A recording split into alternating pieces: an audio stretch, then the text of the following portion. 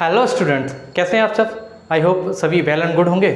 आइए स्टार्ट करते हैं हम नोबल गैसेस के बारे में, जिन्हें हम ग्रुप 18, क्योंकि इससे पहले के ग्रुप 15, 16, 17 और ये अभी चल रहा है जो आपका वो 18, ग्रुप 15 और 16, 17 तक हम कवर कर चुके हैं। अगर वो वीडियोज़ आपने अभी तक नहीं देखी हैं तो जाके आप लिंक डिस्क्रिप्शन में दे रखा है, वहाँ जाकर देख सकते हैं, या आई बटन में लिंक आपको दिखाई दे रहा होगा, वहाँ भी जाकर आप देख सकते हैं।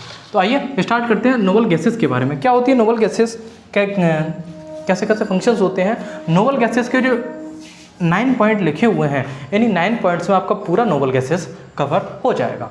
पहले पॉइंट की बात करते हैं तो पहला पॉइंट है कि आपका कि ग्रुप 18 एलिमेंट्स कौन कौन से होते हैं जिन्हें नोबल गैसेस हम कहते हैं। Helium, neon, argon, krypton, xenon और रेडॉन। ये ऐसे एलिमेंट हैं जिन्हें ग्रुप 18 एलिमेंट कहा जाता है। ग्रुप 18 में इन्हें रखा जाता है और नाम दिया गया है ना, नोबल गैसेस का इन्हें नाम दिया गया। सेकेंड पॉइंट क्या है आपका, सेकेंड पॉइंट है the noble gases are monoatomic. जो नोबल गैसेस होते हैं आपके वो कैसे होते हैं, मोनो एटॉमिक होते हैं।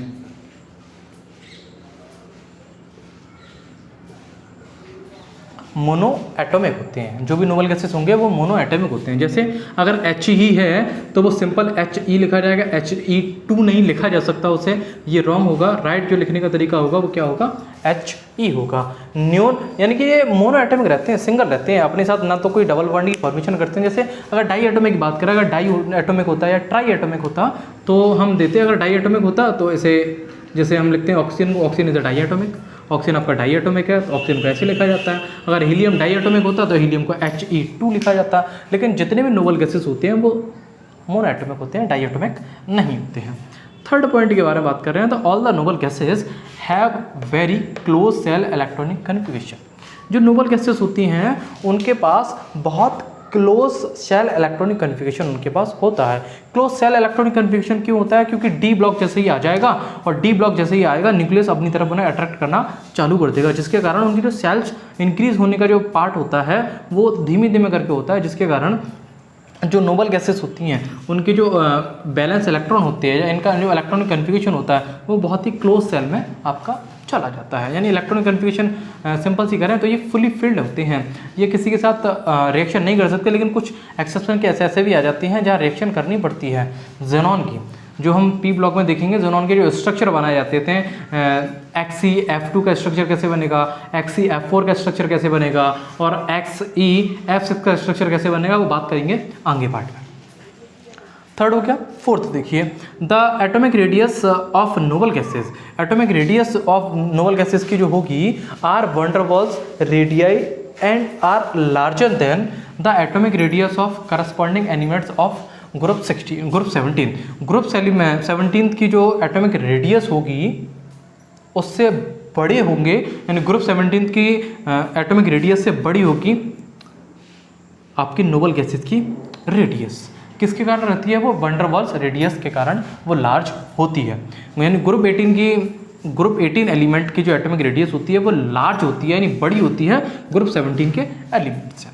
फिफ्थ की बात कर रहे हैं तो नेक्स्ट पॉइंट है कि आपका the atomic radius and melting and boiling point. The atomic radius,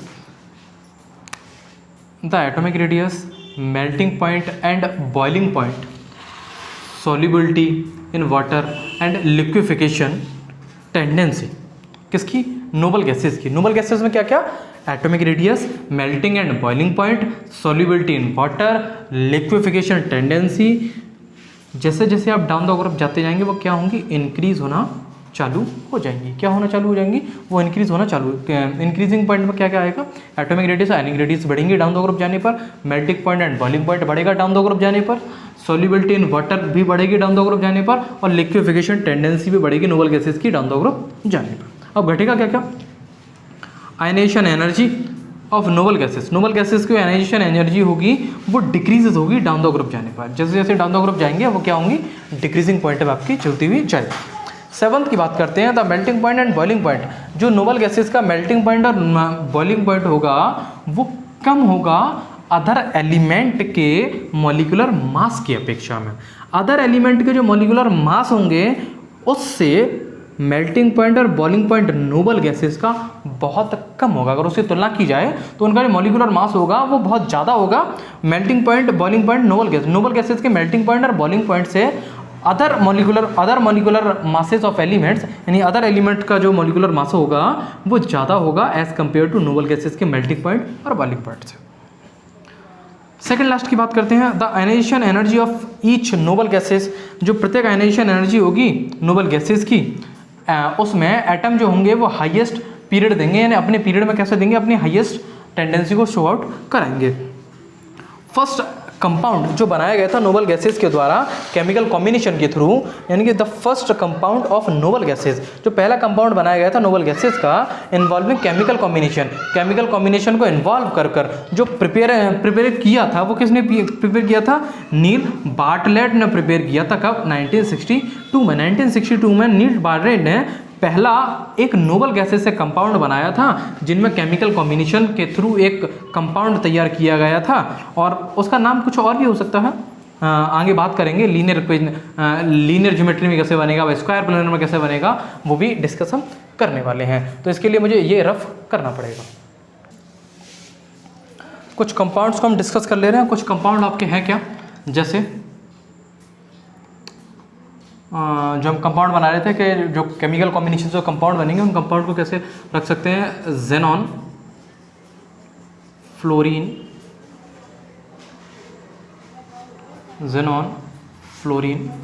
compounds. Xenon fluorine compounds में कौन कौन से बनेंगे आपके, जेनॉन फ्लोरीन कंपाउंड में जो आपकी फॉर्मेशन होगी वो किस किस की फॉर्मेशन होगी, XeF2 का, अभी ज्योमेट्री बना के दिखाऊंगा मैं बनेगी कैसे, ठीक है। XeF4 का हो सकता है। अब यही अगर आपका दे दिया जाए ऑक्सीजन की में, XeF6 हो सकता है। अब जो एक और फॉर्मेशन होगा वो क्या क्या होगा आपका,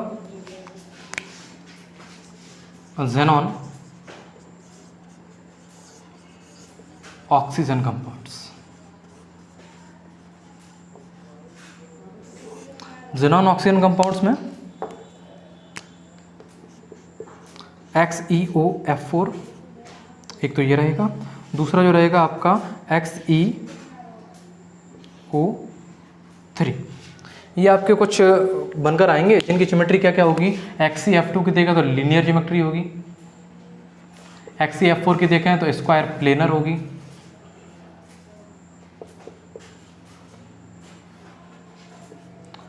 XeF6 की देखें तो वो कैसी होगी, डिस्टॉर्टेड ऑक्टाहेड्रल,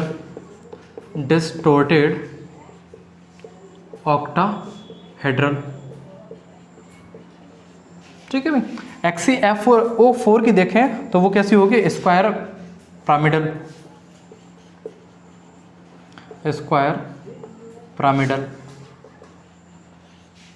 और XeO3 की देखें तो वो कैसी होगी, पिरामिडल। ये ज्योमेट्री होंगी। अब इनके फिगर कैसे कैसे बनेंगे, वो फिगर के बारे में बात हम करने वाले हैं। वो फिगर मैं इधर ड्रॉ आउट करके दिखाऊंगा आपको। XeF2 का फिगर जो बनेगा वो कैसे बनेगा, वो देखिए। XeF2 का फिगर जो बनेगा वो कैसे बनेगा, वो देखिए। फिगर देखिए भाई XeF2 का।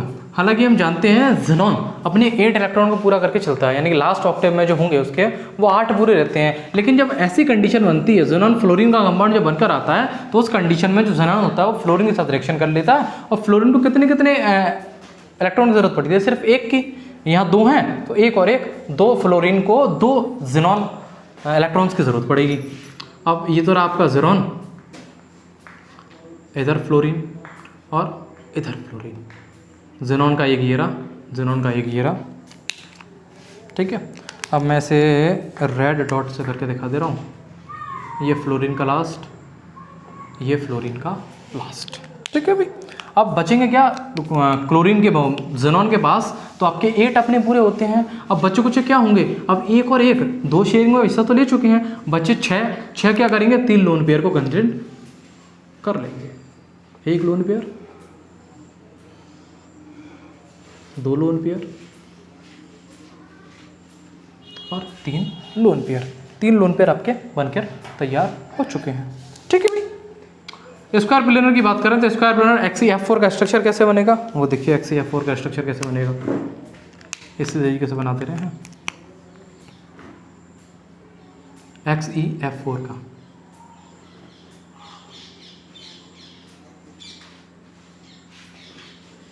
एफ एफ एफ एफ जे जेनॉन कह रहे तो इन्हें मैं लोन पेयर को भी ऐसे करते रहा हूँ, ये जेनॉन के ये जेनॉन के ये जेनॉन के।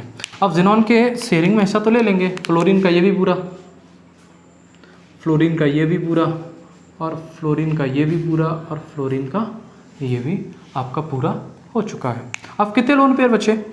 2 लोन पेयर बचे, क्योंकि 4 तो म्यूचुअल शेयरिंग में हिस्सा ले चुके हैं, 2 लोन पेयर बचे। एक लोन पेयर, एक लोन पेयर, ये किसके हैं? जेनॉन के भाई। स्ट्रक्चर कैसा बनेगा इसका? स्ट्रक्चर बनेगा आपका स्क्वायर प्लेनर। कैसा बनेगा? Square planar. ये स्ट्रक्चर बनके आ चुका है। डिस्टॉर्टेड ऑक्टाहेड्रल की बात करेंगे तो उसका फिगर कैसे बनेगा? उसका फिगर बनेगा आपका कुछ ऐसा, एक्सी ये रहा आपका, ठीक, 1 2 3 4 5 और ये 6, यहाँ एफ, यहाँ एफ, यहाँ एफ, ये रहा और ये रहा, 1 2 3 4 5 और ये 6, और 6 फ्लोरीन के, 1 2 3 4 5 और ये 6। कितने बचे? सिर्फ एक लोन पेयर बचा ना बेटा जी आपका, एक लोन पेयर बचा, तो वो एक लोन पेयर यहाँ कंसिस्ट आपका हो जाएगा, एक लोन पेयर आपका यहाँ कंसिस्ट हो जाएगा, एक लोन पेयर आपका यहाँ कंसिस्ट हो जाएगा। अब XCOF4 की बात कर रहे हैं, XCO3 की बात कर रहे हैं, तो ये स्ट्रक्चर आप बनाने की कोशिश करिए, नहीं तो मैं बना रहा हूँ, फिर उन्हें देखिए।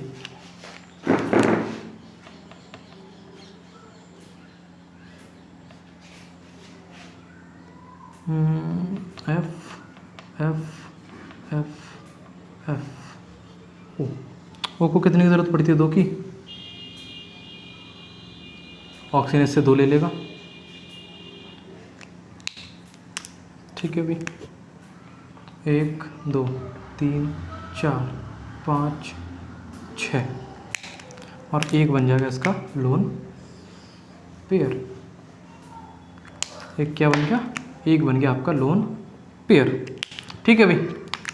लोन पेयर आपका बनके तैयार हो चुका है, और ये फिगर भी आपका बनके तैयार हो चुका है। इनकी ज्योमेट्री या साइड में मैंने दे रखी है, वो ज्योमेट्री भी आप देख सकते हैं।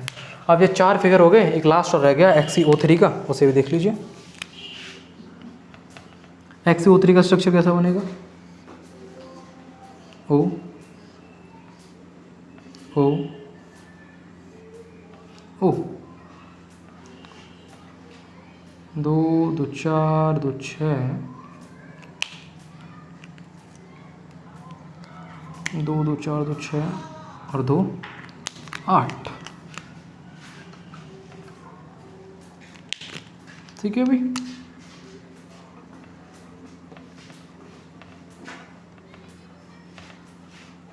ये यहाँ आपका चैप्टर हो चुका है फिनिश। ये कुछ कंपाउंड्स थे जो नील बार्टलेट ने बताए थे, वो कंपाउंड मैं आपके सामने दे चुका हूँ।